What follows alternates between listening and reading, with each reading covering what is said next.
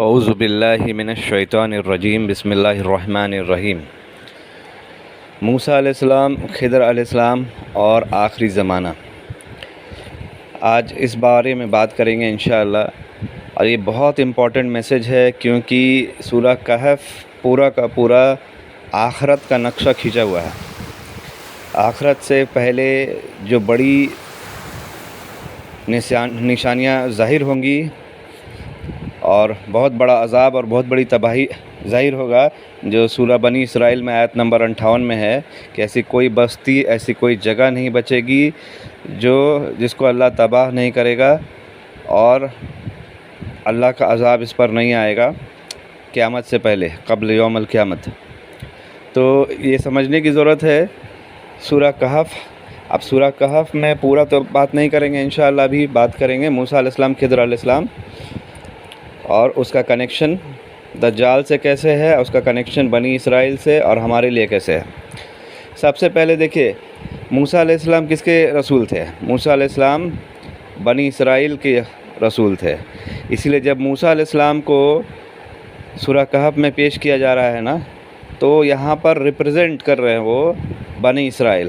اب بنی اسرائیل میں کیا پرابلم تھا؟ بنی اسرائیل کے لوگ بہت تکبر والے تھے، جو خاص کر نبی صلی اللہ علیہ وسلم کے ٹائم میں یہودیوں کے نام سے ان کو بلایا جا رہا ہے۔ جب وہ تکبر کرتے ہیں، برائی کرتے ہیں، تو یہ بنی اسرائیل کا خطاب نہیں دیا جاتا ان کو، جب یہ برے لوگ کہلاتے ہیں تو اس لیے یہ بتایا جا رہا ہے کہ حدیث میں ہے، صحیح بخاری کے حدیث میں، کہ موسیٰ علیہ السلام ایک بار خطبہ دے رہے تھے تو ایک بندہ ان سے پوچھتا ہے کہ سب سے زیادہ علم والا دنیا میں کون ہے؟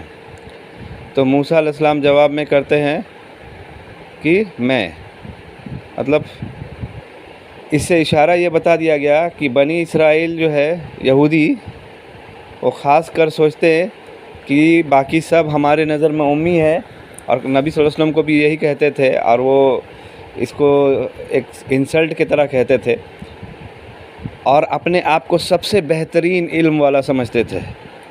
تو اس کا تکبر تھا، اور وہ سمجھ لیجیے باقی سب کو جاہل سمجھتے، جینٹائل سمجھتے، جانور سمجھتے، جیسے کاکروچ کو کچل دیا جائے تو کچھ نہیں پوچھا جائے۔ اسی طرح سے تلمود میں ان کی کتاب میں لکھا ہوا ہے کہ جو کچھ بھی دنیا میں بنایا گیا ہے سب کچھ ان کے لیے بنایا گیا ہے، اور یہی لوگ اللہ کے خاص ہے، باقی سب کاکروچ ہے، ٹھیک ہے۔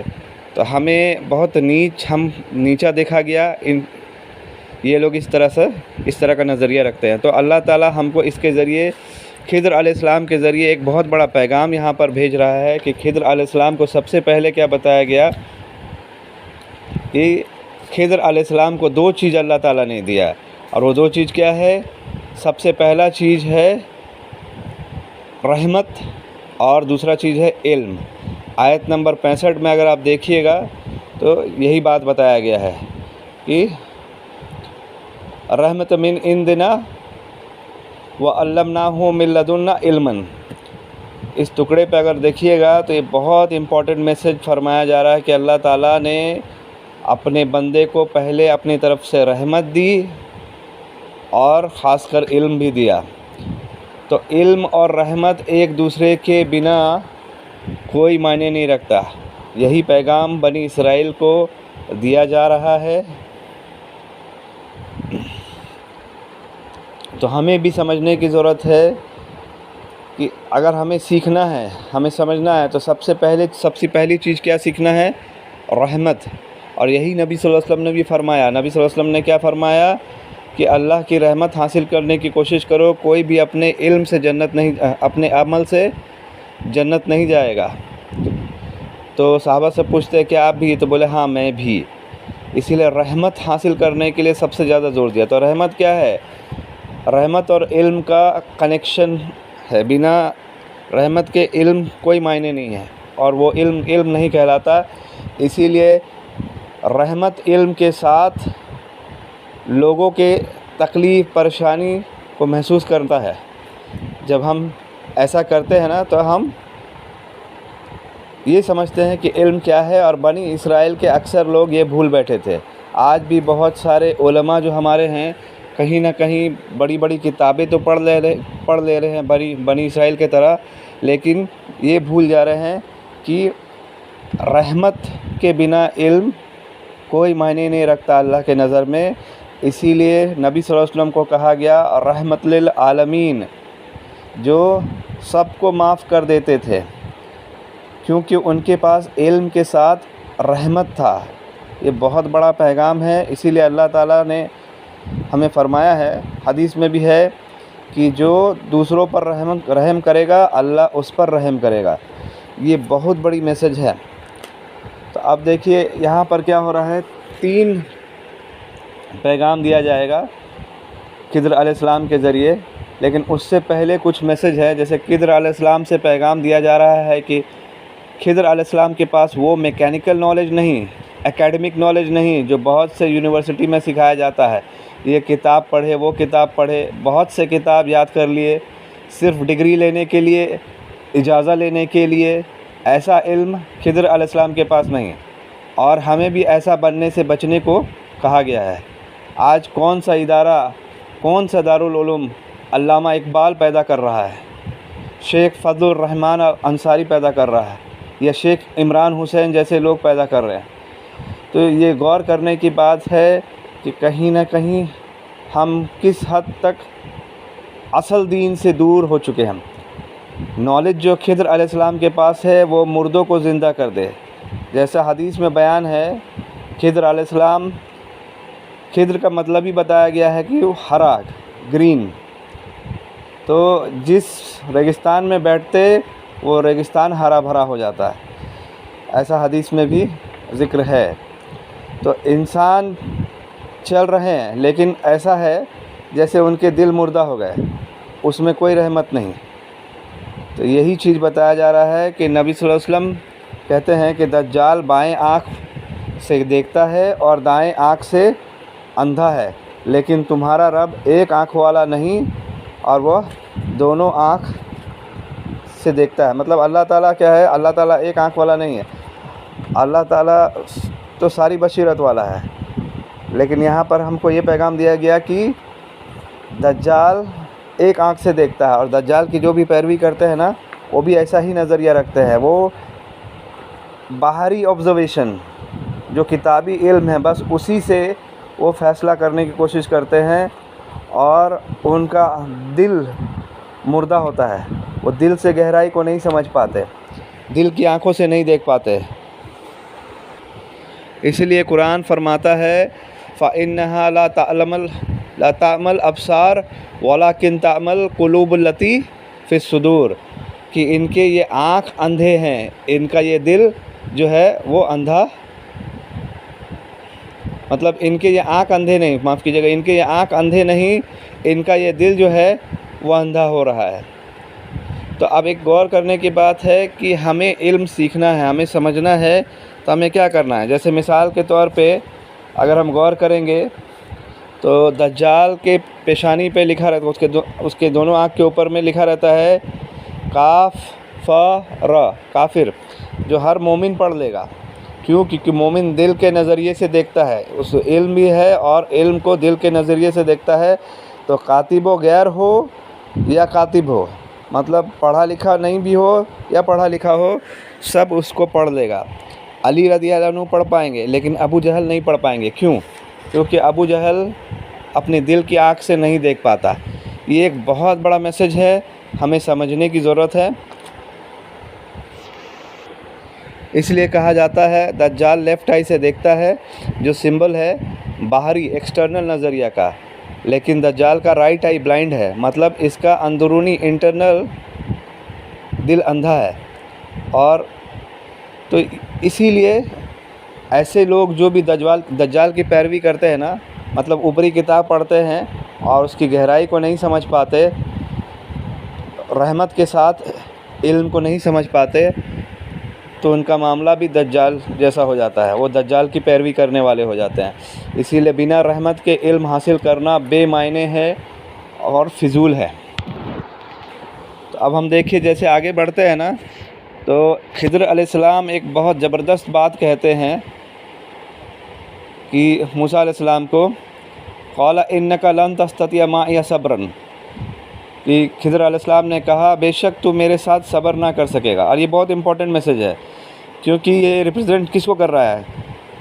معاذ اللہ کوئی یہ نہ سوچے کہ موسیٰ علیہ السلام کے بارے میں کچھ اس طرح کی بات کی جا رہی ہے۔ موسیٰ علیہ السلام کو ایک مثال کے طور پہ پیش کیا گیا ہے، کیونکہ وہ بنی اسرائیل کے رسول تھے، اور اس لیے آخرت کے پیغام کو سمجھانے کے لیے، دجالی نظام کو سمجھنے کے لیے ایک مثال کے طور پہ پیش کیا جا رہا ہے۔ اس لیے موسیٰ علیہ السلام کے خلاف کوئی بدگمانی نہیں ہونی چاہیے، یہ سمجھنے کی ضرورت ہے۔ اور یہی جب خضر علیہ السلام ملتے ہیں موسیٰ علیہ السلام سے، تو اس کے بعد صاف صاف کہہ دیتے ہیں، موسیٰ علیہ السلام بولتے ہیں ٹھیک ہے میں تمہارے ساتھ چلوں گا، اور میں اس سے سیکھنا چاہتا ہوں، ٹھیک ہے تم سے سیکھنا چاہتا ہوں۔ تو یہ بنی اسرائیل کے لیے بہت بڑا میسج ہے کہ دیکھیے تمہارا موسیٰ خضر علیہ السلام سے سیکھنا چاہتا ہے، مطلب اسی طرح سے جیسے نبی صلی اللہ علیہ وسلم کے پاس رحمت ہے، وہ رحمت للعالمین ہے، علم اور رحمت دونوں ہیں، تو علم اور رحمت دونوں سیکھنا چاہتے ہیں۔ یہی چیز ہم کو پیغام دیا جا رہا ہے، اور یہی چیز جب خضر علیہ السلام آگے بڑھتے ہیں نا تو کہتے ہیں فَلَا تَسْأَلْنِي عَنْ شَيْءٍ، کہ مجھ سے نہ پوچھنا یہاں تک کہ میں تمہیں سمجھا دوں، حَتَّى أُحْدِثَ لَكَ مِنْهُ ذِكْرًا۔ تو اب غور کرنے کی بات ہے کہ کچھ وقت پہلے موسیٰ علیہ السلام کو ریپرزینٹ کر کے حدیث میں بتایا گیا کہ وہ سب سے زیادہ جاننے والے ہیں، لیکن یہاں کیا بتا دیا گیا؟ یہاں ہمیں یہ سکھایا جا رہا ہے کہ بنا اجازت کے ہم کوئی سوال نہ کریں، بنا مقصد کے ہم کوئی سوال نہ کریں، نہیں تو کیا ہوتا ہے جب ہم دین سیکھتے ہیں نا اور زیادہ سوال پہ سوال کرتے ہیں تو دین سیکھنے کا مقصد، علم سیکھنے کا مقصد، رحمت سیکھنے کا مقصد کہیں نہ کہیں برباد ہو جاتا ہے۔ اب موسیٰ علیہ السلام اور خضر علیہ السلام کے ذریعے 3 قصہ پیش کیا جا رہا ہے۔ پہلا قصہ ہے جو ناؤ کے بارے میں، بوٹ جس میں سوراخ کر دیا جاتا ہے، تو موسیٰ علیہ السلام سوال کر بیٹھتے ہیں، جبکہ موسیٰ علیہ السلام کو کیا کہا گیا تھا؟ موسیٰ علیہ السلام نے کیا کہا تھا کہ میں سوال، خضر علیہ السلام نے کہا تھا کہ مجھ سے سوال مت کرنا یہاں تک کہ جب تک میں تمہیں سمجھا دوں۔ یہاں موسیٰ علیہ السلام سوال کر بیٹھتے ہیں اور خضر علیہ السلام کہتے ہیں الم اقل انک لن تستطیع معی صبرا، کیا میں نے نہیں کہا تھا تمہیں کہ تم اس پر صبر نہ کر سکو گے؟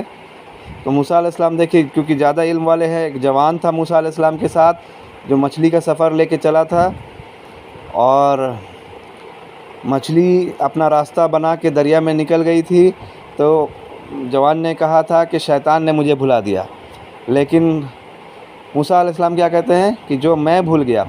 تو اس سے بھی ایک میسج ہے کہ دیکھیے ایک کم جاننے والا اکثر کیا کرتا ہے، زیادہ تر شیطان پر بلیم ڈال دیتا ہے، لیکن ایک زیادہ جاننے والا وہ اپنے اوپر ذمہ داری لیتا ہے، اپنے اوپر ذمہ داری لے کر اس کو سدھار کرنے کی کوشش کرتا ہے، جیسے آدم علیہ السلام نے بھی ایسا ہی کیا تھا۔ تو فرسٹ قصہ ناؤ کا ہے، سوراخ کر دیا جاتا ہے، اور سیکنڈ قصہ خضر علیہ السلام کا ایک بچے کو قتل کر دینے کا ہوتا ہے، اور اس ٹائم بھی موسیٰ علیہ السلام سوال کر بیٹھتے ہیں کہ کتنا برا کام ہوا، ایک معصوم کو قتل کر دیا گیا، یہ تو کوئی بہت بری بات ہوئی ہے۔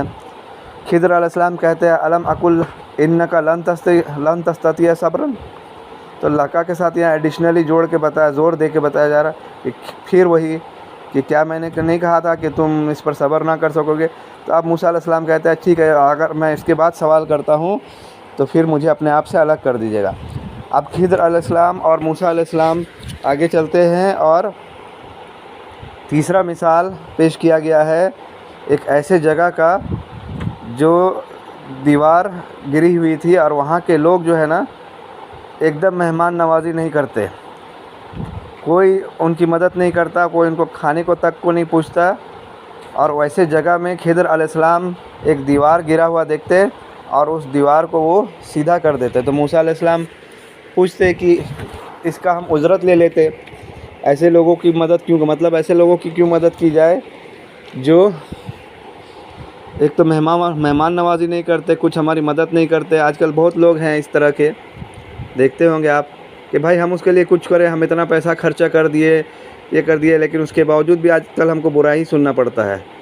تو یہی چیز ہے، سمجھنے کی ضرورت ہے۔ اور نبی صلی اللہ علیہ وسلم سورہ کہف کے اس ٹکڑے پر کمنٹ کرتے ہیں اور کہتے ہیں کہ اگر موسیٰ علیہ السلام کچھ اور صبر کرتے تو ہم اور سیکھتے۔ اب نوٹ کیجئے آیت نمبر 77 میں کیا بتایا گیا کہ اب تمہارے اور میرے درمیان جدائی ہے، لیکن میں تمہیں تعویل مطلب تعبیر حقیقت جو ہے اس کے پیچھے کیا حکمت تھا وہ سمجھا دیتا ہوں۔ تو اب فرسٹ کیس دیکھیے، فرسٹ کیس کا کیا ہوا تھا۔ فرسٹ کیس کا جواب ہے کہ ایک راجہ ناؤ کو قبضہ کر لیتا تھا، اسی لیے جب خضر علیہ السلام نے اس میں سوراخ کر دیا تو راجہ نے اس ناؤ کو قبضہ نہیں کیا۔ تو یہی چیز ہے، اور اس میں نوٹ کرنے کی بات ہے کہ جب خضر علیہ السلام نے بات پیش کی نا تو کہا فَأَرَدْتُ أَنْ أَعِيبَهَا، مطلب کہ خضر علیہ السلام نے ایسا کیا اور اس کا نام اللہ تعالیٰ کی طرف نہیں جوڑا۔ تو بہت لوگ ہمارے ہیں نا، ہم کو یہ سمجھنے کی ضرورت ہے کہ جب بھی کچھ بات کریں تو کوئی بھی بری بات کے ساتھ، کوئی بھی غلط باتوں کے ساتھ اللہ کا نام نہ جوڑا جائے۔ یہ علم بھی خضر علیہ السلام کے ذریعے ہم کو مل رہا ہے۔ تو ایسے معاملوں کو سمجھنے کے لیے ہمیں اندرونی گہرائی کو سمجھنے کی ضرورت ہے، جو تعویل کے ذریعے حاصل کیا جا سکتا ہے، اور ایسے سچویشن میں آپ کی تعویل غلط بھی ہو سکتی ہے، لیکن اوپر سے سوچنے سے بات کی گہرائی تک نہیں پہنچ سکتے۔ اور آج کے دور میں ہمارا سامنا دجالی نظام سے ہو رہا ہے، جس کو سمجھنے کے لیے ایک آنکھ کا نظریہ کافی نہیں، بلکہ دونوں آنکھ سے، دل کی آنکھوں سے گہرائی کو دیکھنا ہوگا، سمجھنا پڑے گا۔ صرف تھیوریٹیکل علم نالج سے کام نہیں چلے گا، ریسرچ کرنا پڑے گا، انٹرنل انالیسس کرنا پڑے گا، جیسا کہ خضر علیہ السلام کے پاس جیسا علم تھا، علم اور رحمت کے ساتھ فکر کرنا پڑے گا کہ ہم کو یہ دیکھنا پڑے گا کہ جیسے نبی صلی اللہ علیہ وسلم فکر میں رہتے تھے کہ کوئی بھی جہنم نہ جائے، تو یہی رحمت ہے۔ اور ایک حدیث میں ہے کہ ایک شخص خوب عبادت کرتا اور اس جگہ میں عذاب کا حکم آ جاتا، تو فرشتے پوچھتے کہ وہاں پر تو ایک عبادت گزار بندہ بھی ہے، تو اللہ تعالیٰ بولے پہلے اس پر ہی عذاب اتار۔ کیوں؟ کیونکہ اس کے اندر علم تو ہے، وہ سجدہ کر رہا ہے، وہ نماز پڑھ رہا ہے، وہ روزہ رکھ رہا ہے، لیکن اس کے اندر رحمت نہیں ہے۔ وہ یہ فکر نہیں کرتا کہ اللہ کے بارے میں کیا کہا جا رہا ہے، کتنا برا بات اللہ تعالیٰ کے بارے میں کہا جا رہا ہے، شرک کیا جا رہا ہے، اور یہ بھی فکر نہیں کرتا کہ دوسرے لوگ جہنم جائیں گے۔ تو دوسرے لوگ جہنم جاتے ہیں تو جانے دو، ہم کو کیا ہے، ہم کو اپنا دیکھنا ہے۔ کوئی بھی برا کام کرتا ہے کرنے دو، ہم اس کو تو ہم سمجھانے کا ٹھیکہ لیے، ہم اپنا دیکھیں گے۔ تو اس طرح کا مزاج رکھنا، علم اور رحمت ایک ساتھ نہیں ہونا، بہت برا بگاڑ کا وجہ بنتا ہے۔ اور یہی سورہ اعراف میں آیت نمبر 163 سے لے کے 166 میں بتایا گیا کہ جو حرام کام، ایک گروپ تھا جو حرام کام کرتا، دوسرا گروپ تھا جو حرام کام کرتا تو نہیں لیکن دوسروں کو روکتا بھی نہیں، اور تیسرا گروپ تھا جو حرام کام کرتے بھی نہیں اور دوسروں کو روکتے تھے۔ تو اللہ تعالیٰ نے تیسرے گروپ کے بارے میں بتایا کہ جو حرام کام کرتے بھی نہیں اور دوسروں کو بھی روکتے، مطلب دوسروں کا فکر کرتے، علم اور رحمت دونوں ہوتا، ایسے لوگوں کو اللہ تعالیٰ بچا لے گا۔ ایسے لوگوں کو اس آیت میں بتایا بچا لیا۔ تو یہ سبت کے معاملے میں بتایا گیا تھا۔ اب فرسٹ کیس سے آخرت کا کیا کنیکشن ہے؟ فرسٹ کیس سے آخرت کا کنیکشن یہ ہے کہ جس طرح سے ناؤ میں چھید کر دیا گیا اور اسے بچا لیا گیا، مطلب ایک دم سادھارن کر دیا گیا، دکھا دیا گیا، تو اسی طرح سے ہمیں میسج دیا جا رہا ہے کہ ہم بھی سمپل زندگی بتائیں، نہ کہ ہم زیادہ عیش و آرام رئیسی والا زندگی بتائیں۔ اور نبی صلی اللہ علیہ وسلم کی حدیث بھی ہے کہ امیروں سے دوستی نہ کرو اور اپنے سے نیچے والوں کو دیکھو اور شکر گزار بنو۔ اس طرح کا مفہوم اس سے ملتا ہے۔ کیوں ایسا؟ اس لیے ہوتا ہے کیونکہ جب ہم امیر لوگوں کے ساتھ زیادہ رہتے ہیں نا تو ہماری چاہت اور بڑھ جاتی ہے، اور ہم ایسی چیزوں کی چاہت کرنے لگتے ہیں جو ہمارے بس میں بھی نہیں ہوتا، اور اس کے لیے ہم لون لیتے ہیں، جیسے بیٹی کا شادی کرنے کے لیے شوق پورا کرنا ہے، یا نیا گاڑی لینا ہے، مہنگا گاڑی لینا ہے۔ سادھارن گاڑی لینے کا اوقات ہے لیکن مہنگی گاڑی چاہیے۔ تو اس طرح سے کیا ہوتا ہے، دجال ہمیں پھانس لیتا ہے اور جنت کو ہم پھر ٹاٹا بائی بائی کہہ دیتے ہیں۔ تو اسی لیے کہا گیا کہ سمپل زندگی بتاؤ، اس سے یہ پیغام دیا گیا ہے۔ ایسا نہ ہو کہ دجال تمہیں دنیا کا لالچ دکھا کر تمہارا اصل جنت کا سامان تمہارے ایمان کو چھین لے۔ اصل جنت جانے کے لیے ہمارے لیے اور ایمان والا ایک سادھارن زندگی بتاتا ہے، فضول خرچی میں نہیں لگا رہتا۔ اب دوسرا کیس جو بتایا گیا ہے وہ ایک بچے کو خضر علیہ السلام قتل کر دیتے ہیں۔ اب وہ جو قتل کر دیتے ہیں تو اس میں کیا ہے، اس میں بھی موسیٰ علیہ السلام کہتے ہیں کہ یہ بہت برا کام کیا، لیکن خضر علیہ السلام اس کا جواب دیتے ہیں۔ فرسٹ آف آل دیکھیے، یہ 5 روپے کا عقل ہے جو قرآن ہمیں بتاتا ہے، وما یذکر الا اولو الالباب، اور اس ذکر کو، اس قرآن کو نہیں سمجھ سکتے سوائے جو لوگ عقل سے کام لیتے ہیں۔ عقل کہتے ہی کسے؟ عقل کہتے ہی ہیں بہت گہری سوچ فکر کو، جو خضر علیہ السلام کے ذریعے بتایا جا رہا ہے کہ جو علم خضر علیہ السلام کے پاس ہے، ویسے علم سے جب ہم سوچیں گے، ویسا علم حاصل کریں گے، تب ہم اس کے ایکچوئل سیناریو کو سمجھ پائیں گے۔ تو یہ یہاں پر بھی ہے نا، یہ قتل کر دیا، یہ ایکچوئل سیناریو نہیں ہے۔ کیونکہ قتل کرنا جرم ہے، اور اس کے لیے خضر علیہ السلام کو بھی قتل کیا جا سکتا تھا وہاں پر، لیکن اس کو سمجھنے کے لیے جیسے آیت نمبر 77 میں بتایا خضر علیہ السلام نے کہ تعویل کی ضرورت ہے۔ یہ بچہ بہت گناہ اور برائیوں میں مبتلا تھا، جیسے کہ آخری زمانے میں دجال ہمارے بچوں کے ساتھ کر سکتا ہے۔ اس لیے ماں باپ جو اللہ کے عبادت گزار، یہاں پر جو بہت عبادت گزار ماں باپ ہیں نا، ان کے بارے میں بتایا جا رہا ہے کہ ان کو کہیں بچے آزمائش میں نہ ڈال دے اور ان کی آخرت کو برباد نہ کر دے۔ اس لیے ایسے بچوں کو کاٹ دینا، مطلب ایسے بچوں سے رشتہ کاٹ لینا، یہ سکھایا گیا۔ ایسے بچوں سے رشتہ کاٹ لینا چاہیے جو آپ کا آخرت برباد کر لے۔ مثال کے طور پہ ابھی ایک معاملہ ایسا ہوا جو نظر میں آیا، اور بہت اس طرح سے ہوتے رہتا ہے، آپ دیکھتے رہتے ہیں، صرف میں مثال یہ بتا رہا ہوں کہ ایک بچہ اپنے ابو کو، جو ماں باپ خوب عبادت گزار، سالوں سال سمجھ لیجئے کہ ان کی عمر ختم ہو گئی عبادت میں، اب وہ بچہ جوان ہو گیا، تو اپنے ابو کو بولتا ہے کہ ابو میرے لیے ایک گاڑی، شاندار گاڑی لے دیجئے، میں اس سے بزنس کروں گا، اور وہ لون میں لے دیجئے۔ لون میں لینے کے لیے اتنا پیسہ ہاتھ میں نہیں ہے تو لون میں لے، انٹرسٹ سود کے ذریعے لے۔ تو کیا ہوا، یہ بچہ اپنی چاہت کو پورا کرنے کے لیے اس نے یہ دجال کے چکر میں پھنس گیا، دجالی خواہش اس کے اندر آ گیا، اور اس نے اپنے ماں باپ کو جہنم کی طرف ڈھکیل دیا۔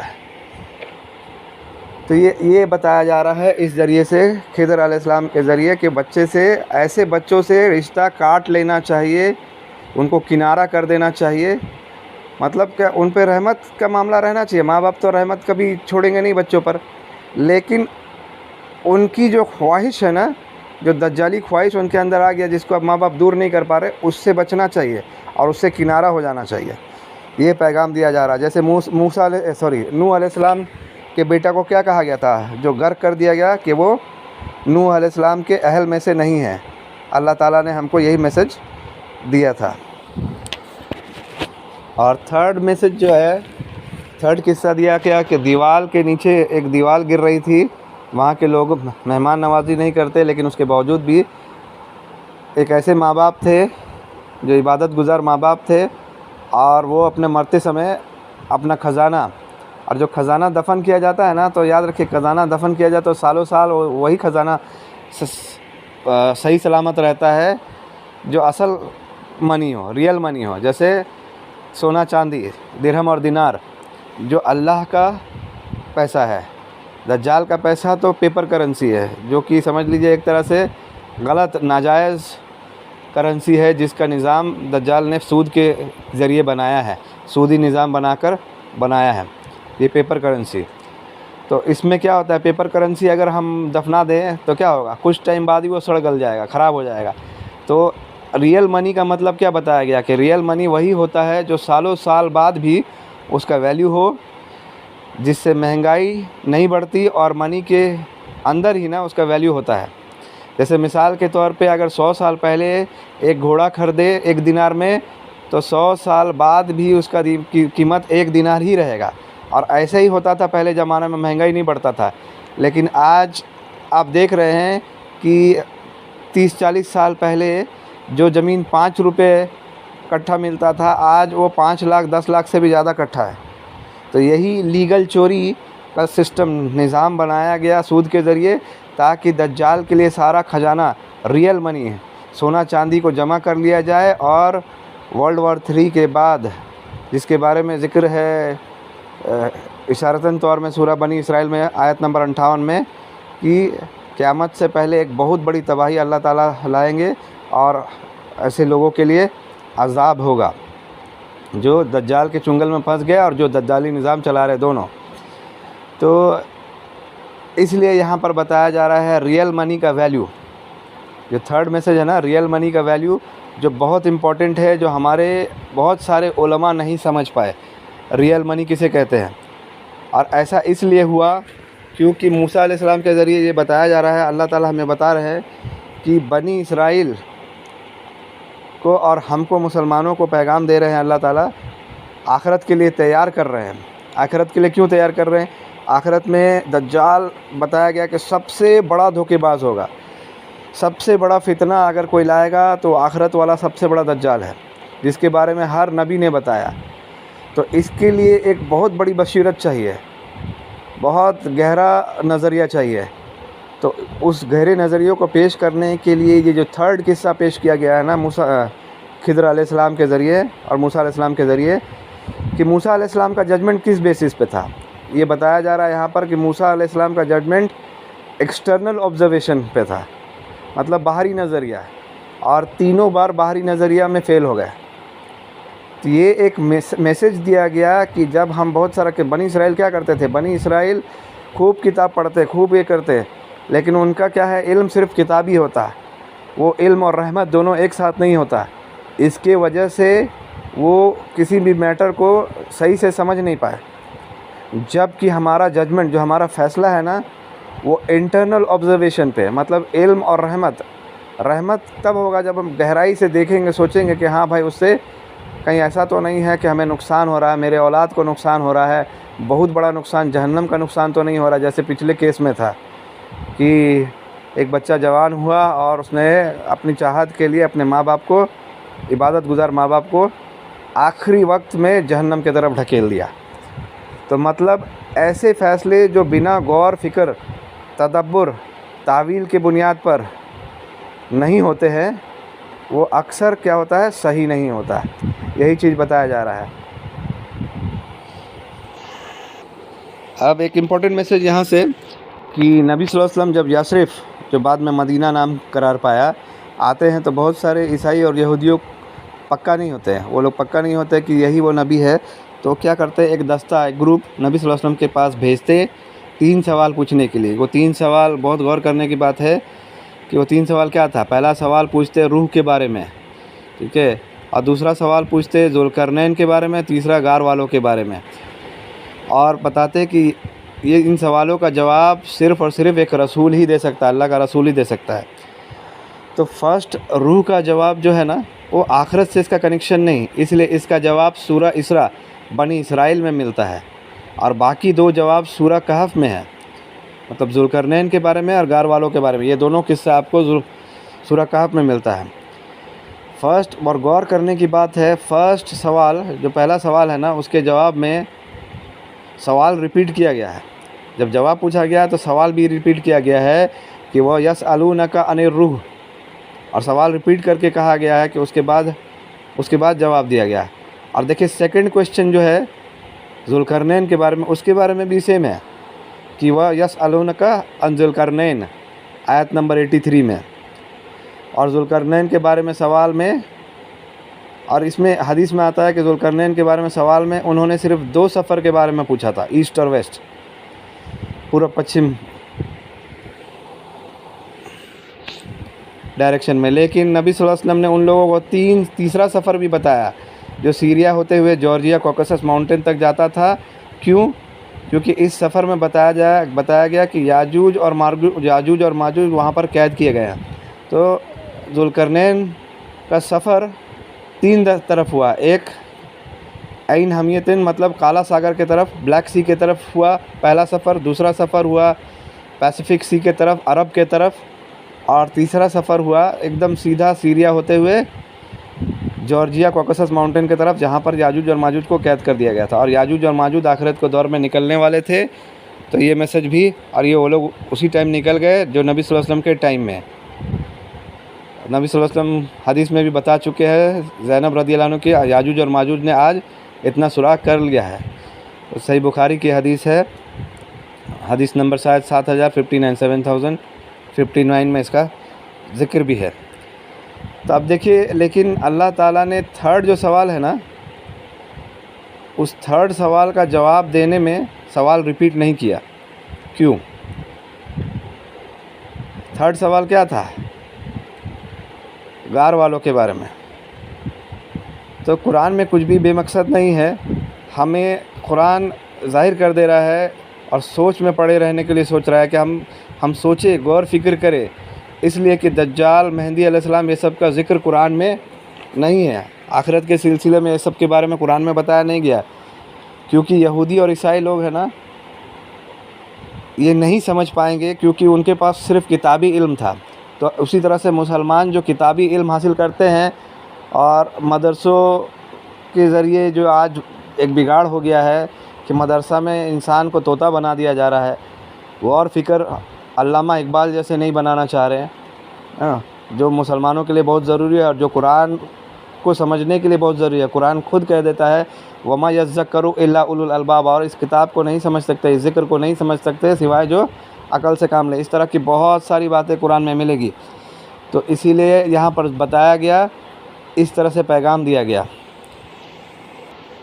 اور لاسٹ بات ایک کہ دجال جب آئے گا نا، تو دجال کو وہی لوگ پہچان پائیں گے. دجال کے پیشانی پہ کاف را لکھا رہے گا، جو حدیث کے حساب سے وہی لوگ پڑھ پائیں گے، چاہے وہ کاتب غیر ہو یا کاتب ہو، پڑھا لکھا ہو یا نہ پڑھا لکھا ہو.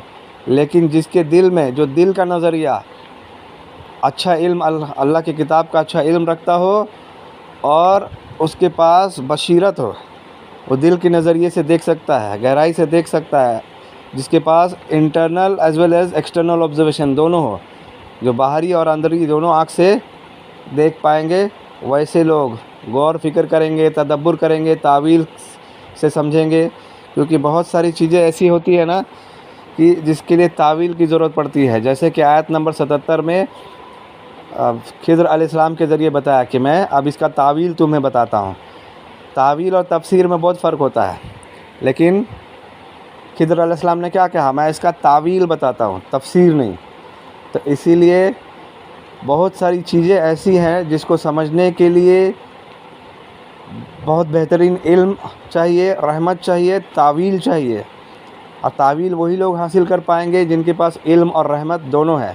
اسی لیے بہت افسوس کی بات ہے کہ کچھ علماء ہمارے ریئل منی نہیں سمجھ پائے، ریئل منی کا کیا نظام بننا تھا وہ نہیں سمجھ پائے، اور درہم اور دینار جو مسلمانوں کو اس کرنسی کو دنیا میں بنانا تھا، جس سے مہنگائی نہیں بڑھتی، جس سے چوری چکاری اور یہ سب اس طرح سے جو ظلم دنیا میں ہو رہا ہے سارا، وہ سب نہیں ہوتا، اس کا نظام وہ لوگ نہیں بنا پائے. لیکن کچھ بہترین علماء اسلام کی روح کو سمجھ پائے، جیسے علامہ اقبال، پھر احمد سکارنو، مولانا فضل الرحمن انصاری، شیخ عمران حسین. تو اس طرح سے بہت سارے جو علماء ہیں نا، اس چیز کی گہرائی کو سمجھ پائے، کیونکہ انہوں نے غور فکر تدبر کرنے کو ضروری دیا، اور جہاں تعویل کی ضرورت ہے وہاں تعویل سے بھی کام لیا. تو خضر علیہ السلام کے طرح علم حاصل کیا جائے، علم وتھ رحمہ، پہلے رحمت پھر علم، تبھی ہم کامیاب ہو پائیں گے. السلام علیکم ورحمۃ اللہ.